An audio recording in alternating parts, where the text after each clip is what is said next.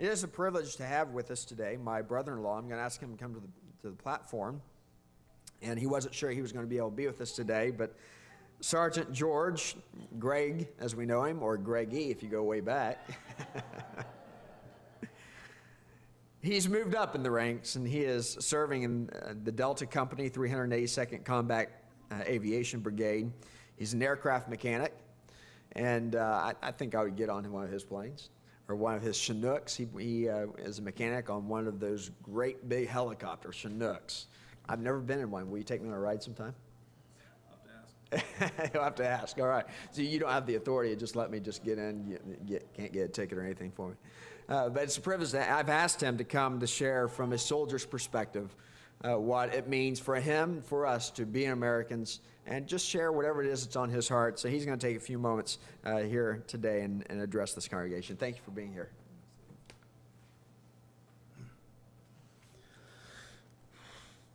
Oh, it's quite the introduction there.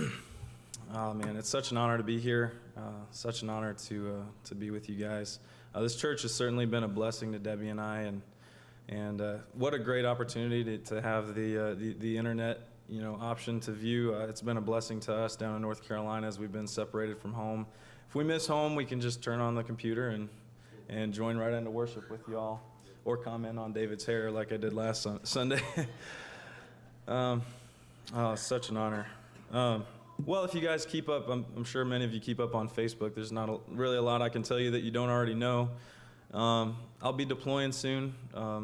In August is what it's looking like. And that's kind of why we're here. We're on pre-deployment leave. So just kind of saying goodbye before we push off to Afghanistan and get an opportunity to give some hugs. And we'll be leaving Debbie here with y'all, so take good care of her, okay? She needs a lot of support, as all military spouses do. She's strong, but she's not that strong that she don't need help. So please support her while I'm away. Well, as David said earlier, some things just don't work out the way you planned. And that certainly is true. In about 1776, King George III, things didn't really work out the way that he had planned when he received an upsetting piece of mail that went something like this. When in the course of human events, it becomes necessary for one people to dissolve the political bands which have connected them with another, and to assume among the powers of the earth the separate and equal station to which the laws of nature and of nature's God entitle them, a decent respect to the opinions of mankind requires that they should declare the causes which impel them to the separation. We hold these truths to be self-evident, that all men are created equal, that they are endowed by their Creator with certain unalienable rights, that among these are life, liberty, and the pursuit of happiness, that to secure these rights, governments are instituted among men, deriving their just powers from the consent of the governed, that whenever any form of government becomes destructive of these ends, it is the right of the people to alter or to abolish it, and to institute new government, laying its foundation on such principles and organizing its powers in such form as to them shall seem most likely to affect their safety and happiness. Now, if you're a leader today, a political leader, and you fear those words, perhaps you should check your priorities. But if you're a leader that can embrace those words, then you have your priorities straight and you know what freedom is. Freedom is defined as the power to determine action without restraint. Freedom is a subject very near to America's heart, and if you're a Christian, it should be very near to your heart. It is the one thing that can compel a person to leave home and lay down his life to secure. Jesus is perhaps the single greatest example of sacrifice for the freedom of others.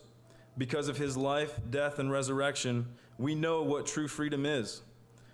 There are those in this world who do not know freedom, and they do not recognize it as a right given to us by God. And they would strip it from us by brutal and unmerciful means if given the opportunity. That is why a small number of men and women must pursue a more active means of preservation. Unfortunately, we face an enemy that cannot be fought with words, an enemy that would not only will the death of those who fight for freedom, but also those who are fought for, the children and those not able or willing to fight. Freedom, however, is fragile. While sending a force to combat tyranny and genocide around the world, it can also be threatened by those who hold power over that force. It is the nature of men to forget that liberty is earned not only by sacrifice, but by strength of character and moral resolve. It is an ignorant ideal to believe that freedom then can be maintained without the creator and giver of freedom, Jesus Christ, from which morals and character are derived. So now we must ask ourselves, what is the value of lives expended in combat a world away if the enemy is already within? And if that be the case, what is our role in the preservation of freedom? As I said earlier, there are those of us who must take a more direct approach to secure freedom from without. But remember, the sacrifices of those men and women become void if we do not repel those who would seek to supplant freedom from within. This is a great nation. It's the first of its kind, and it is worth preserving. We do not have the power to save this nation, but God does. And with him at the front of our cause, we cannot falter. So pray and act. A handful of farmer politicians took on the greatest world power of their time to secure our freedom. Let's use those freedoms to effect change in this nation so that our children and our grandchildren might say with pride, one nation, under God, indivisible, with liberty and justice for all.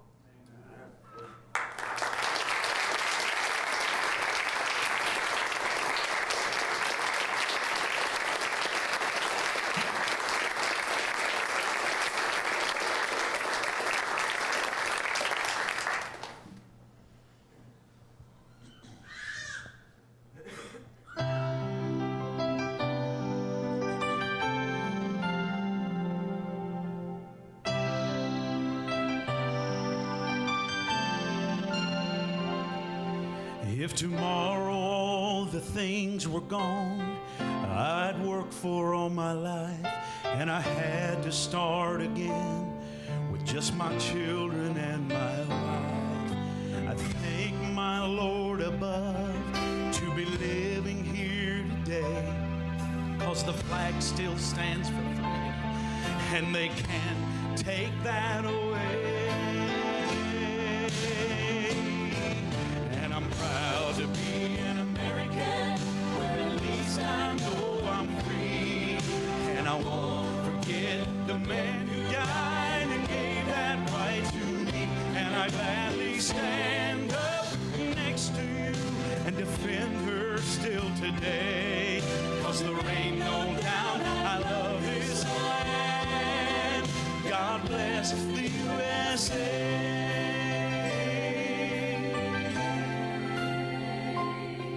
From the lakes to the hills of Tennessee, across the plains of Texas, from sea to shining sea, from Detroit down to Houston, from New York to LA. Well, there's pride in every American heart, and it's time we stand and say, and I'm proud to be an American, where at least I know I'm free. And I won't forget the man who died and gave that right to me. And I gladly stand up next to you and defend her still today.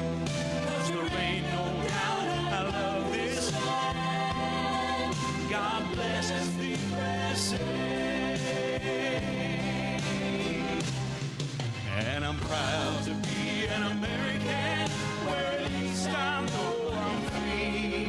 And I won't forget the man who died and gave that right to me. And I gladly stand up next to you and defend her still today. 'Cause there ain't no doubt I love this land. God bless the USA.